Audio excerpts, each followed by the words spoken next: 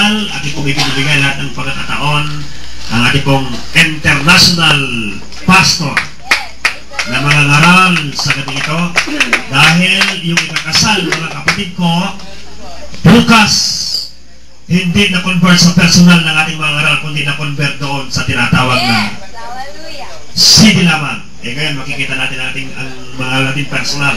Yes, maswerte po tayo ngayon kung tayo tatanggap sa kayo.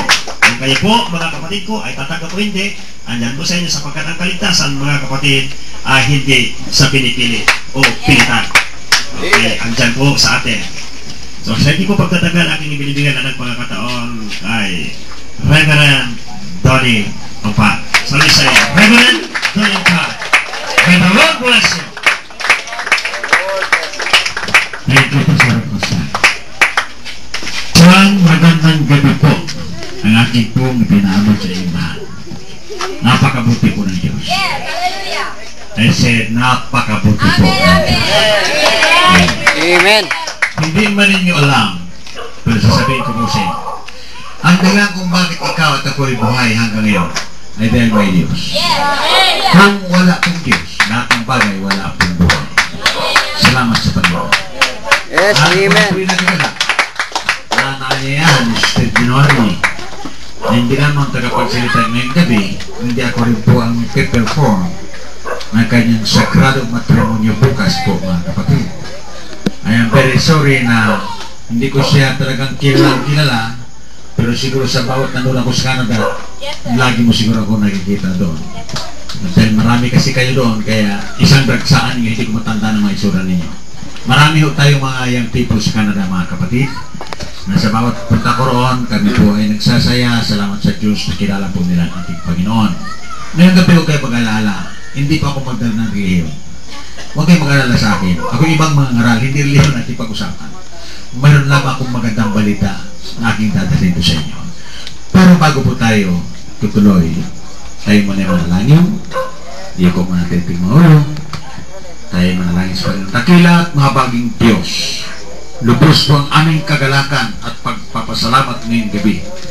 Sapagkat niloob mo, Panginoon, na kami ay magkakatipon-tipon sa dakong ito.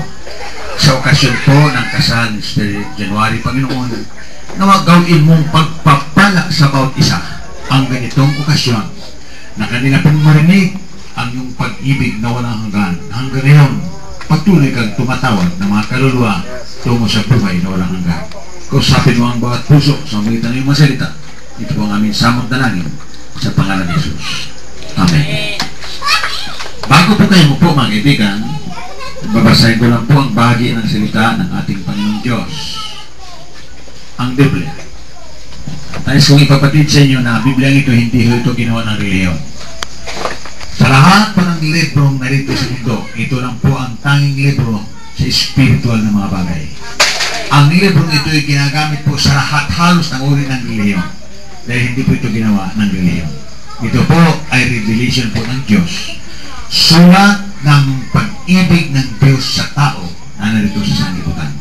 Ganito po ang sinasabi sa atin, mga kaibigan at mga kapatid, pakinggan ng po ninyo. Samantalang ito po ay aking basahin po sa inyong pagdinig ngayong gabi. Inaasahan ko na nawa sa inyong pong panginig ay may mapupulot po kayo na magandang mga bagay. Dito po sa Matthew, mga kaibigan, 24, ganito po sinasabi sa atin. And as he sat upon the Mount of Olives, the disciples came unto him privately, saying, Tell us, when shall these things be? What shall be the sign of your coming and of the end of the world? Jesus answered and said unto them, Take heed that no man deceive you. For many shall come in my name, saying, I am Christ, and shall deceive many. And ye shall hear of war, and rumors of wars. See that ye be not troubled, for all these things must come to pass. But the end is not yet. For nation shall rise against nation, and kingdom against kingdom. And there shall be famines, and pestilences, and earthquakes in diverse places. All this are the beginning of sorrows. Then shall they deliver you up to be afflicted, and shall kill you, and ye shall be hated of all nations for my name's sake. And then shall many be offended, and shall betray one another, and shall hate one another. And many false prophets shall rise, and shall deceive many. And because iniquity shall abound, the love of many shall wax cold. But he that shall endure unto the end, the same shall be saved. And this gospel of the kingdom shall be preached in all the world for a witness unto all nations, and then the end shall come. Pagpalay naman ng Diyos ang pagkabasa ng kanyang banal na salita, magkaupo na po tayo.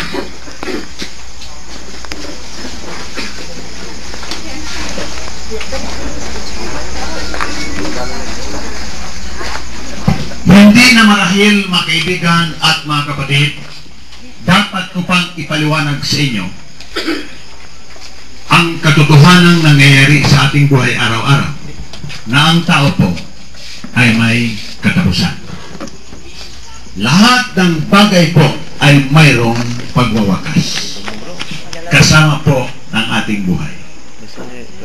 Ang mga alagad ng ating Panginoong Hesus ay nagtanong ng napaka-importanting katanungan.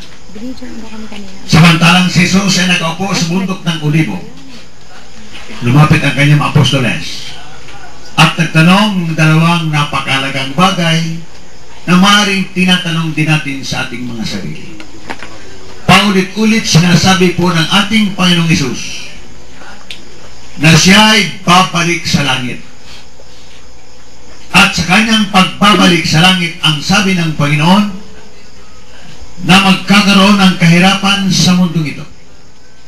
Magkakaroon ng gera, magkakaroon ng lindol, magkakaroon ng gutom, magkakaroon ng pestilences o mga karamdaman. At ang lahat ng mga bagay na ito'y palatandaan po na iniwan ni Jesus na kanyang pananalita upang ang tao ay sasampalataya sa ating Panginoon. By nature o sa ating pong kalikasan, tayo po ay hindi basta-basta maniniwala sa mga bagay ng Diyos. Ulitin ko, sa ating pong taong kalikasan ay hindi po tayo basta-basta naniniwala tungkol sa mga bagay ng Panginoong Diyos. Amen. Sapagkat ang mga bagay ng Panginoong Diyos ay spiritual na mga bagay. Samantalang tayo naman ay mga material ng mga tao. Galing po sa lupa. Kaya hindi tayo basta-basta naniniwala sa spiritual na mga bagay. Kaya naman upang ipakilala ng Panginoon ang katotohanan sa kanyang pananalita, nag-iwan po siya ng pananalita. Nang sabi ng Panginoon, kapag nakita ninyo ang mga bagay nito, tandaan ninyo, malapit na muli ang aking pagbabalik. Ang salita pong Ebanghelyo, mga kaibigan at mga kapatid, Gospel kung sa English pa, sa simpleng panalita ay good news, magandang balita. Ano po ang nilalaman itong good news nito? Ang nilalaman po nito ay, una, mayroong ipinanganak na tagapagligtas na siya'y nagdusa, siya'y pinatay, siya'y inilibing, at siya'y muling nabuhay. Ito yung magandang balita. Magandang balita sa kadahilanan na ang lahat ng nangyayari sa tagapagligtas, ito'y nangyayari alang-alang sa iyong kabutihan at sa aking kabutihan. Si Kristo po hindi namatay at siya po hindi pinatay dahil sa kanyang kasalanan. Si Kristo walang kasalanan. Ngunit siya'y pinarusahan at siya'y pinatay. Hindi dahil sa siya'y nagkasala, hindi dahil sa dapat siyang parusahan. Ngunit siya'y pinatay bagamat wala siyang kasalanan, ay sapagkat ipinakilala niya sa sanglibutan na gayon na lamang ang kanyang pag-ibig sa iyo at sa akin. Ikaw at ako ang dapat mamatay sapagkat tayong lahat ay nagkasala at ang bayad ng kasalanan ay kamatayan. Yes. Ngunit si Kristo'y napalito. Yan po ang nilalaman ng salitang Ebanghelyo. Si Kristo'y namatay dahil sa akin, siya'y muling nabuhay dahil sa akin, siya'y inilibing dahil sa akin, siya'y muling babalik dahil sa akin. Ito'y napakagandang balita, mga kaibigan at mga kapatid.